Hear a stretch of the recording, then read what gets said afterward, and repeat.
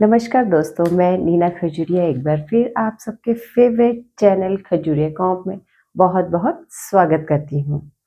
तो आज हम शॉर्ट हैंड में एक नया चैप्टर शुरू करने जा रहे हैं। हुक्स ही है। हमने आर और एल की हुक्स पढ़ी, जो इनिशियल हुक्स कही जाती, जो स्ट्रोक्स के शुरू में लगती थी। अब जो हम पढ़ने जा रहे हैं नेक्स्ट चैप्टर, एन, एफ या वी। एन एफ वी की हुक्स, जो हम फाइनल हुक्स भी कह सकते हैं, क्योंकि आर और एल इनिशियल हुक्स थी, स्ट्रोक के स्टार्टिंग में लगी, ये स्ट्रोक के एंड में लगेंगी। देखिए कैसे इस हुक्स को हम यूज करते हैं। तो शुरू करते हैं हमने पढ़ा आर और एल की हुक्स। ये इनिशियल हुक थी, स्ट्रोक के स्टार्टिंग में लगती थी, इनिशियली लगती थी। अब हो गई फाइनल हुक। फाइनल मतलब स्ट्रोक के एंड में जो हुक्स लगेंगी उनको फाइनल हुक्स कहते हैं, जिनको हमने एन और एफ में डिवाइड किया है। जैसे हम PEN पेन, हम पेन लिखते थे, ऐसे लिखते थे। अब हमारे पास एन के लिए हुक आ गई है। हम अब पेन लेफ्ट डायरेक्शन में मोशन बनाएंगे, जैसे आर की हुक लगती थी वैसे ही एन की हुक, बट फाइनली। तो आप इसे याद करने के लिए कह सकते हैं, जिस डायरेक्शन में आर की हुक बनती थी इनिशियली, उस डायरेक्शन में एन की हुक बनेगी, बट फाइनली लास्ट में जाके। तो P और N, 10,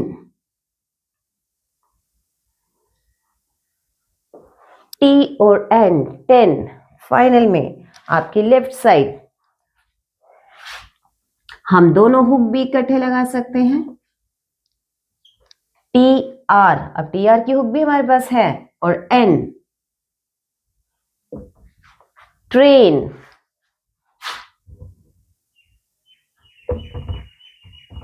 ब्रेन। ठीक है। फाइनल हुक अपवर्ड आर के साथ यूज होगी, जो हम आर और एल नहीं कर रहे थे, बट फाइनल हुक आर के साथ यूज होगी। रेन। जो भी अपवर्ड स्ट्रोक है उनमें एन राइट साइड बनता है, और एफ या वी दोनों की हुक एक ही हुक होती है, दोनों की हुक वर्ड के हिसाब से है। विन, अपवर्ड स्ट्रोक में इस साइड आपकी एन की हुक। वेव, अब वी की हुक है तो वी की हुक एन के ऑपोजिट लगती है। ठीक है, चलिए और एग्जांपल करते हैं हम एफ और वी की। ये जो मैं आपको रूल बता रही हूँ, ये स्ट्रेट स्ट्रोक के बता रही हूँ, इसमें हमने अभी कर्व स्ट्रोक का कोई एग्जांपल नहीं ली है। हम अभी स्ट्रेट स्ट्रोक के ही बारे में बात कर रहे हैं।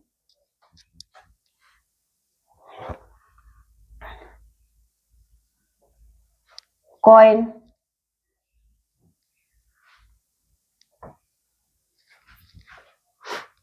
हॉरिजॉन्टल स्ट्रोक में नीचे, जैसे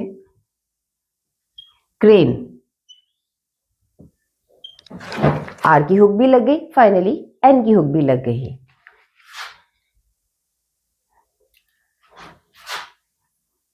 केव, अब वी की हुक ऑपोजिट टू एन। याद करने के लिए आप रखो, इनिशियल में जो हुक लगेगी वो आर है, और उसी डायरेक्शन में फाइनली लगेगी एन। एल की डायरेक्शन में हुक लगेगी एफ या वी। ठीक है। ग्लोव, एल और वी, GL और वी, ग्लोव। एल और वी या एफ एक डायरेक्शन में है, और आर और एन एक डायरेक्शन में रहेंगे। ठीक है। चेफ,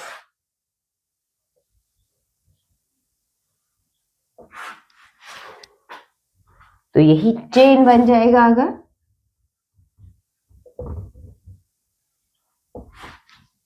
डायरेक्शन उसकी चेंज हो गई।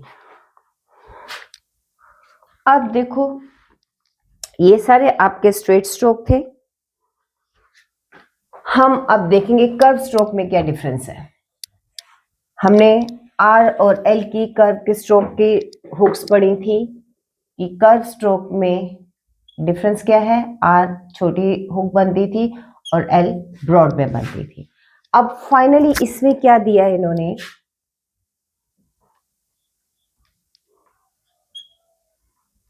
फैन। फाइनली हुक लगा दी हमने, ऊपर आर की होती है इनिशियल, तो फाइनल हुक हम बात कर रहे हैं एन की है। फैन, एफ और वी की हुक कर्व स्ट्रोक में नहीं बनती। कंप्लीट स्ट्रोक बनता है एफ और वी का, हुक यूज नहीं होती। एग्जाम्पल देखते हैं। Moon,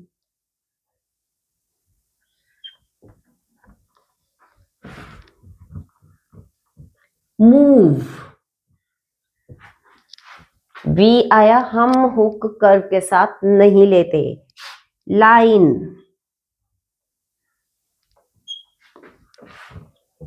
life,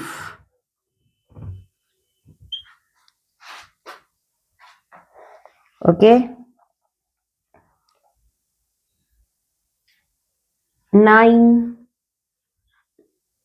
sorry is nine, knife,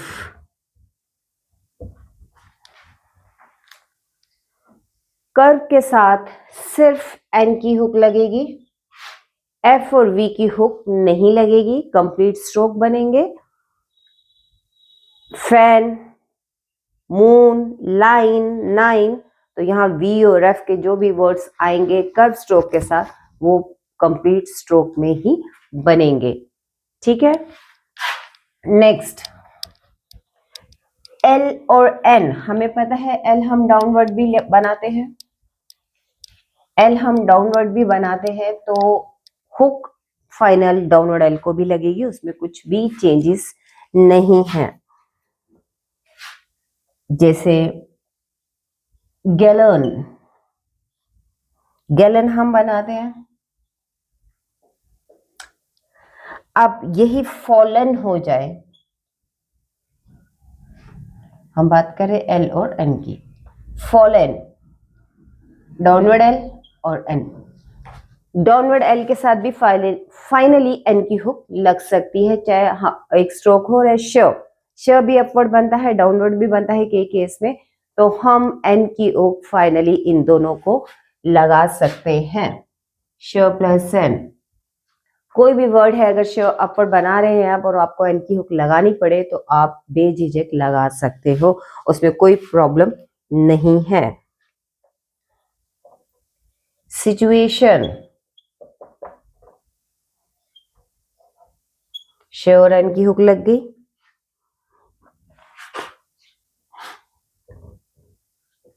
एक्सटेन्युएशन,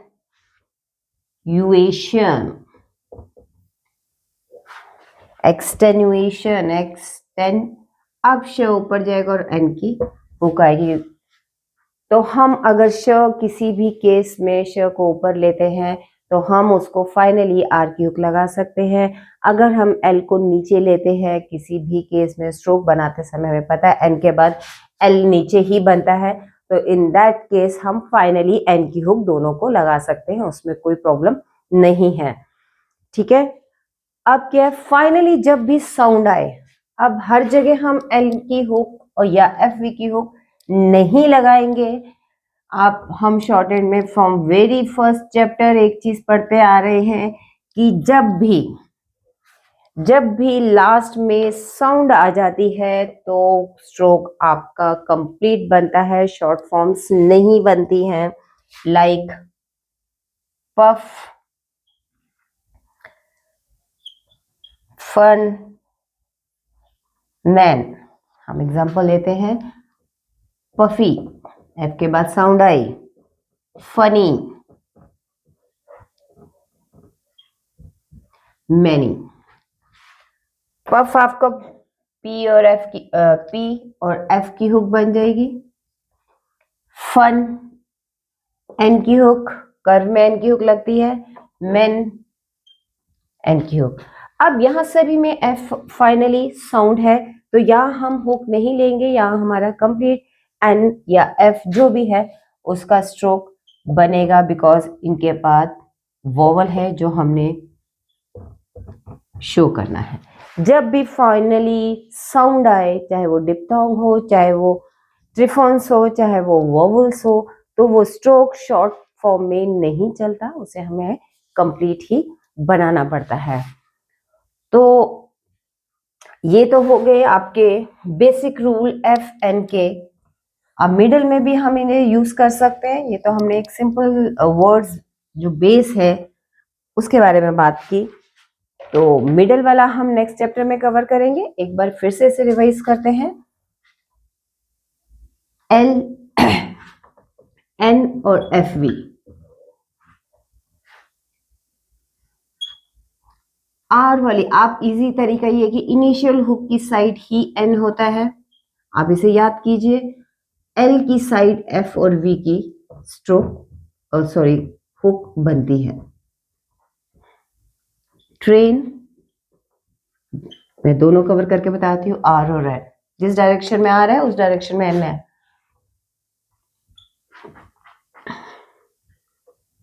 प्लफ, L और एफ सेम डायरेक्शन में है।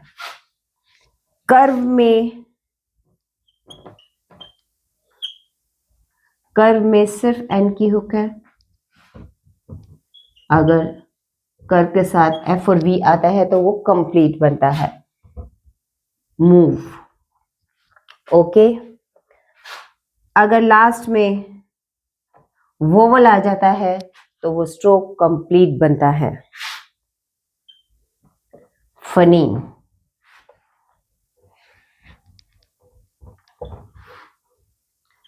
Puffy, okay. एल और एन,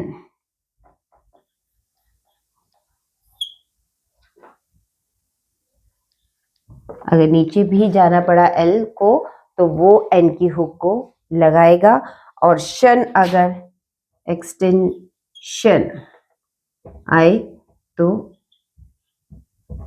शन की हुक अगर आप ऊपर लेते हैं तो हम एन की हुक लगा सकते हैं। तो बेसिक रूल यही थे। डायरेक्शन याद कीजिए, एन की, एफ की, वी की, ये बेसिक रूल्स हैं। उसके बाद हम नेक्स्ट वीडियो बनाएंगे, उसमें हम मिडल में कैसे यूज करते हैं उस चीज को डिस्कस करेंगे और वर्ड्स बनाएंगे। तो तब तक आप इसकी प्रैक्टिस कीजिए। ये आपका चैप्टर नंबर आ जाता है 14 पिटमैन की बुक में, और पेज नंबर 62। पेज नंबर 62 में पूरा इनका डिटेल में बताया हुआ, आप बुक को कंसर्न कर सकते हैं। न्यू एरा बुक में भी है, तो जिनके पास बुक नहीं है आप पता ही है PDF कर सकते हैं।